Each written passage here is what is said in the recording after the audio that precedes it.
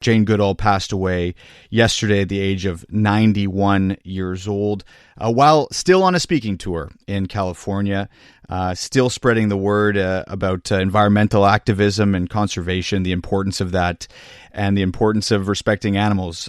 Joining us to speak about her legacy is Bella Lam, the current CEO of the Jane Goodall Institute Canada. Hi, Bella. Thanks for doing this. Hi, Matt. Thank you for having me.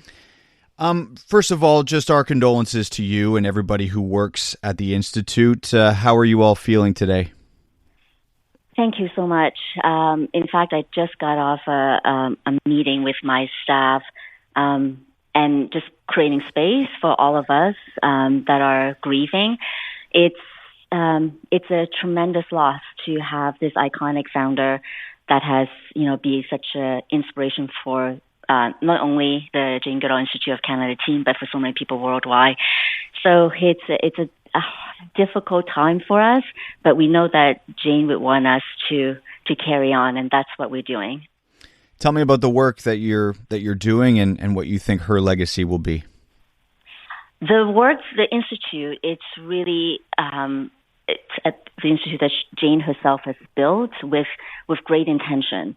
The idea is that, we want to spread the word of how every individual can make a difference in the work of a more just and sustainable planet. So the work of the Institute is focusing on community-led conservation, and that is been such a key point of what Jane has been bringing up. It's not just about the species or just about the ecosystem, it's the people as well. And that interconnectedness of animals, people, and the environment.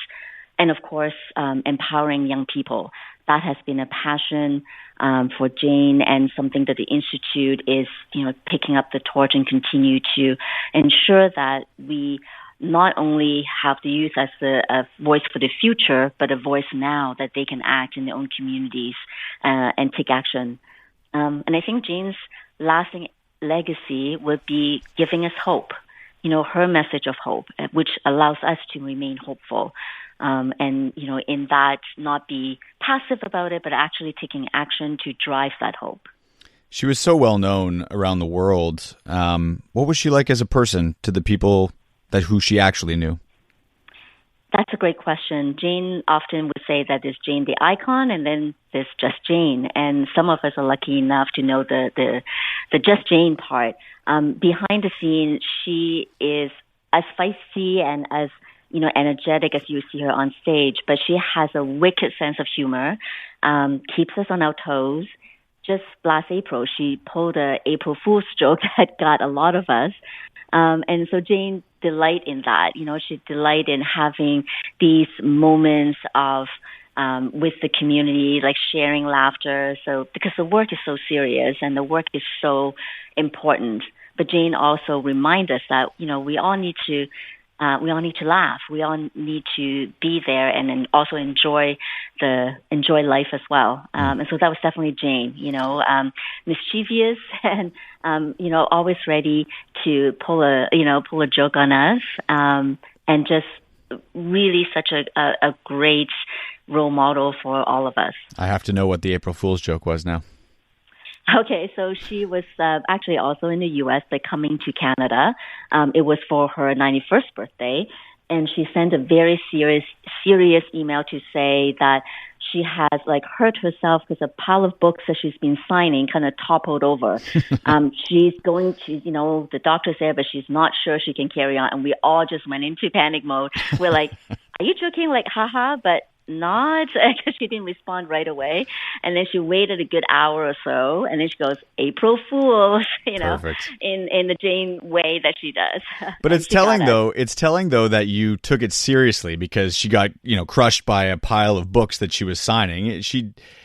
The fact that was at least a little bit believable to you guys says a lot about her and just how many books she signs and how often she, would be in public spaces and meeting with people even at 90 years old, that you'd believe that. Absolutely. It was a completely probable thing because that's Jane.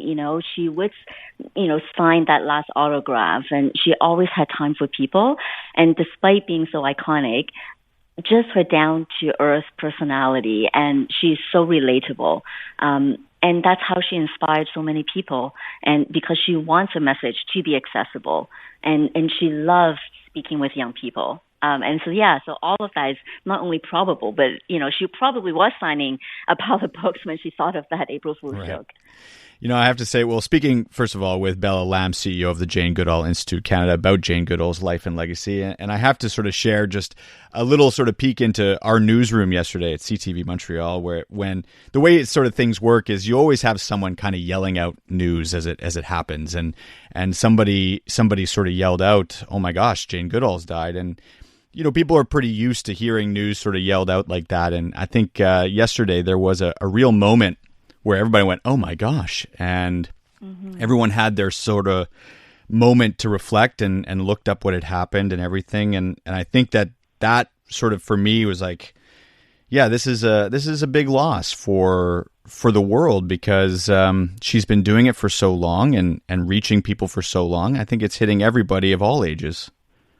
Absolutely, and I think the way that Jane gets her message out, and she was literally working to the very last moment, and with the kind of conviction that she has, she makes you believe, and that's how I think she pulls people in, like she was the real deal. And I think her legacy, you talked about that, and I think her legacy does live on, in every community-led efforts that we support and every young leader that we empower. That's all, inspired by Jane of this amazing work and the work of the Institute that we keep doing. Yeah, and also just wrapping up here, about a minute left, but something we haven't even talked about is just the fact that she was a young woman doing this work by herself when no one sort of believed that chimpanzees had this type of emotional decision making and rationale, and she was pushing the envelope. Can you talk a little bit about what it took for her as a young woman to be sort of trying to break the scientific community's understanding of the animal world? And I think it's Jane with her unwavering commitment, her love of animals, and that spirit of just like never give up. And you're absolutely right. It was unheard of for a young woman in her 20s to be going out, in the hills of Tanzania to do that work and to do that with the conviction that she's onto something and the belief that, and she always says her dog, Rusty, taught her that animals are sentient. And she not only applied the scientific knowledge, but she also has her intuitive, understanding of animals. And I think that's the combination of the scientific world as well as her own personal experience. And that gave her the motivation to keep going, to know that she was on the right path. We always say that Jane blazed the trail, and we're following that path along the way, and we're going to continue to push forward in her name. All right. Bella Lam, CEO of the Jane Goodall Institute of Canada. Thank you so much for your time. Really appreciate it. Thank you, Matt, for having me. I'm Dylan Playfair. And I'm Tyler Smith. We're putting loneliness in the penalty box by talking to some of our favorite athletes about the importance of friendship. This is Bromance. Bromance is brought to you by Charm Diamond Centers, proudly Canadian-owned and operated. Charm has been part of your love stories and bromances for over 50 years. And you can find Bromance on the iHeartRadio network or wherever you get your podcasts.